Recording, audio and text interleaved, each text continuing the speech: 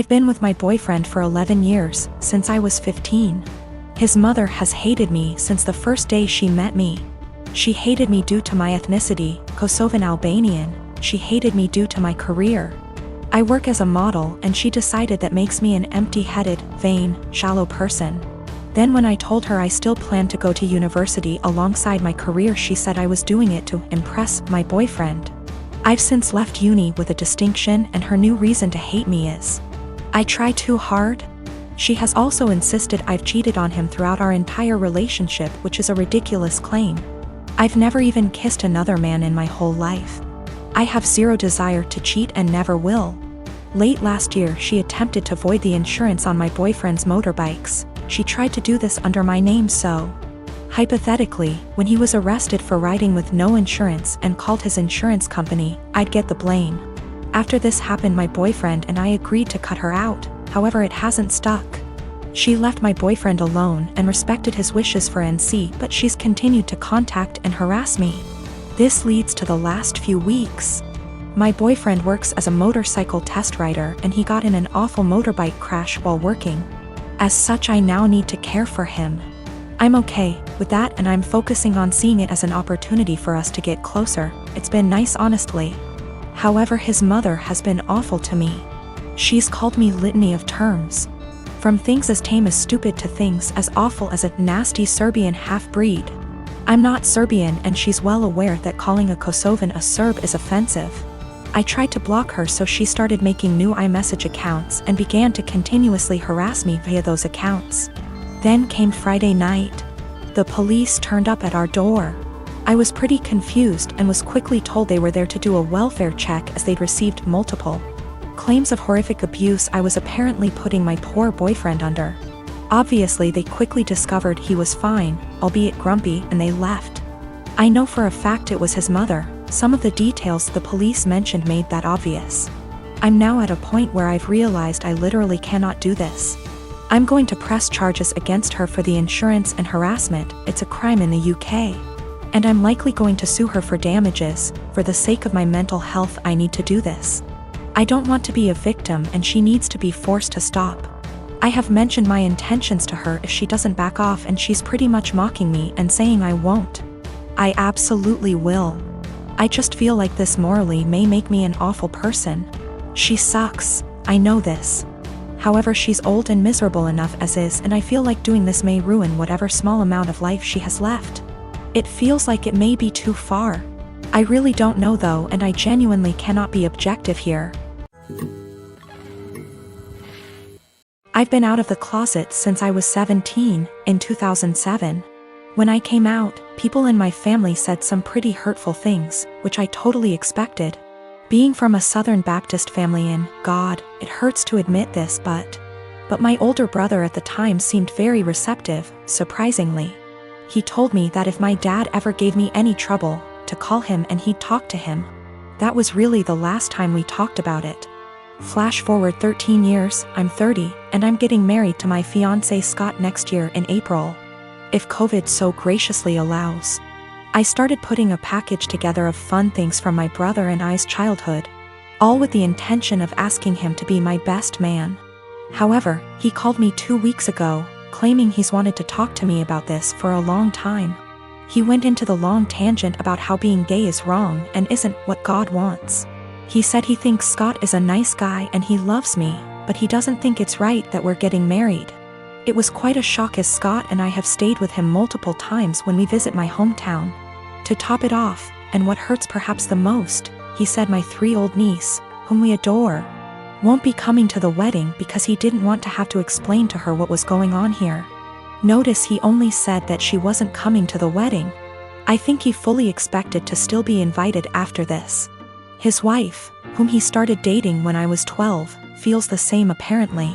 My whole dad's side of the family feels the same way they do, but I've already written them off mostly in my mind. My mother is beyond pissed and upset at them. I think what upsets me the most is a sense of betrayal. They were my safe spot in the family. I felt like because they're close to my age and younger and went to college, they would understand and it wouldn't be a big deal to them. I almost feel a bit embarrassed because Scott comes from a wonderful Italian Catholic family and they've never been anything less than loving. and supportive. I told them that, on what is supposed to be one of the happiest days of my life, if they or anyone else is sitting in the audience and in the back of their mind thinking that what we're doing is wrong or not right, they should just stay home. I know my brother and family love me, but it feels up to a point, conditional, and limited. I told them that they learned being gay is wrong, they weren't born not liking gay people. So they can unlearn it, if they were willing. But I don't think that's going to happen. I live in an apartment on the ground floor of a house that was converted to apartments. My neighbors, one street over but the back of their house faces the back of the house I live in, can see my whole backyard and vice versa. My apartment has a whole wall of windows that are on the back of the house. It's gorgeous and is a big reason I picked the place. I love keeping plants and it let in a lot of light. Looking out, there is the neighbor's backyard which is large and comes up close to my place. The property line is maybe 10 or 15 feet from my windows. Once it has gotten to be warm out, I've noticed the husband of the family who owns that house looking into my apartment a lot. Even sometimes I'll look up and see him, look away then look back minutes later and he's still looking. So I started shutting the shades during the day, but that was kind of annoying. My place is a dark cramped shoebox without the windows open. And I can't do that for too long because the plants were struggling without light, so I bought these window coverings that make windows into one-way mirrors. During the day when it is light out, my windows look just like mirrors now. From the inside it looks pretty much the same, the windows look tinted slightly darker but that's it. From the outside you can't see in at all, it looks exactly like mirrors. The section of windows it's applied to is about 8 feet high and 20 feet wide. After a week of the window coverings being up, both of the parents from the neighbor's house came to my door and wanted to talk to me. The wife was complaining about the windows for a lot of reasons. 1. They were ugly too. It was uncomfortable, especially for the teens and their friends, to have a huge mirror adjacent to the swimming pool. It's at a time that they feel insecure about looks and they have lost interest in hanging out by the pool. 3. In the afternoon and evening, it was reflecting a lot of extra sunlight into their backyard. They couldn't enjoy eating dinner on the back porch with the sun in their eyes. I said sorry about the inconvenience, but I wanted it for privacy. They both pushed back on that some and I said that I needed privacy because of the husband starting. He started denying it in front of his wife, and so I took out my phone where I'd taken pictures and sent it to my group of friends. And showed her a couple pic tires of him gaping at my apartment and the texts from that time. He got mad and said he incidentally looked over, and the 8-foot by 20-foot mirror was a crazy overreaction. I said that I'd like to keep it, and that I was sorry, but frankly this was avoidable. I think they're both mad because they called my landlord, who brushed them off. So, my fiancé took up cooking during quarantine. We used to cook little and instead ate a lot out of the house. We could afford it and tended to eat healthy. Of course, we can both cook, but given our busy schedule, it was easier to eat out. Also, to be honest, I don't really like cooking and consider it a chore to be avoided. I love food, but there are other things that I would rather do in my own time. Due to quarantine, my fiancé has decided to cook more and has found that she enjoys it a lot. This is great. I am happy for her that she has discovered something new that brings her joy. Turns out she's pretty good at it too, and she cares about learning new skills, etc., so I benefited too. I still don't really like cooking myself, as I said, so in exchange for her putting all that effort into cooking, I help her out by paying for takeout in the evenings when she doesn't feel like cooking, and also I do everything else, wash the dishes, clean the table, etc. on the days she cooks. To the best of my knowledge, she agreed that this was an appropriate compromise, and of course, if she felt it was unfair, I would be happy to fill the gap in other ways. But she seemed to enjoy it. As her culinary experiments expanded into baking and became more complex overall, she began to involve me in cooking. I would go into the kitchen to have a drink and check it out, and she would say, "Oh, could you help me chop this while I fry this?" Or something like that. I cut carrots for her or something like that, chatted with her about food, and then went back to my business. I didn't mind it at all. But gradually I became her sous chef, especially when she wants to cook food together. Keep in mind that her culinary experiments are complex and sometimes take 2 or more hours. So my whole evening goes into these culinary endeavors, and it happens several times a week. On top of that, she tends to boss me around in the kitchen and can be a little rude.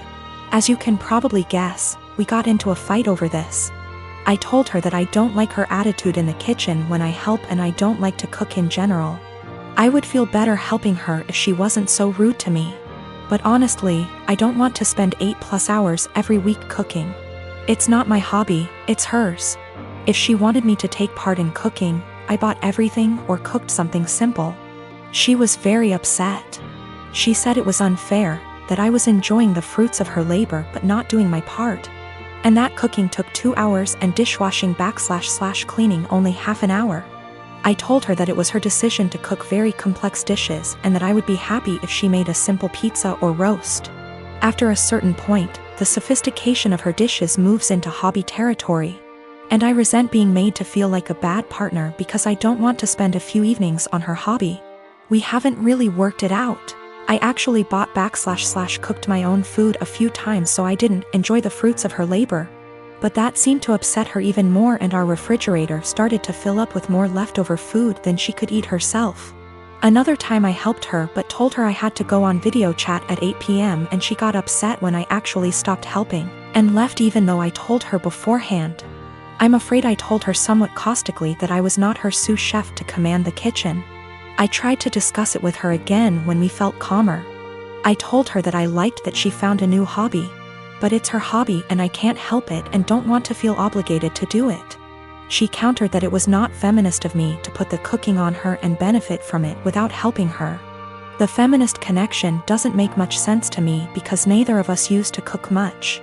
And she decided to take up cooking herself, but of course I didn't tell her that. I told her that if she wanted to discuss the division of labor in our household, we could do so and come up with something new that reflected the fact that she now cooks more. We tried to do this, but she wanted to count all the time she spends cooking as time around the house. So, according to her ideal distribution of housework, she spends over 10 hours cooking just dinner each week, which somehow leaves me with almost all other chores around the house. I told her I didn't like it because cooking complicated meals is a hobby. It's not fair to say that 6/10 hours of her housework is actually her hobby, and I have to do the equivalent amount of real housework if that makes sense. So we are in a bit of an impasse. Am I really a bad feminist? I don't think I'm wrong. I'm very familiar with emotional labor, mental stress, and all that, but I may be wrong. I love this woman and obviously want to marry her. But we are usually good at making logical decisions, and this is the first time we have had such a disagreement. I don't know how to get her to understand the line between cooking as a necessary activity and cooking as a hobby. P.S. The fiancé has taken up cooking gourmet meals as a hobby. But now it becomes my responsibility to help out and do more housework that I don't think I should.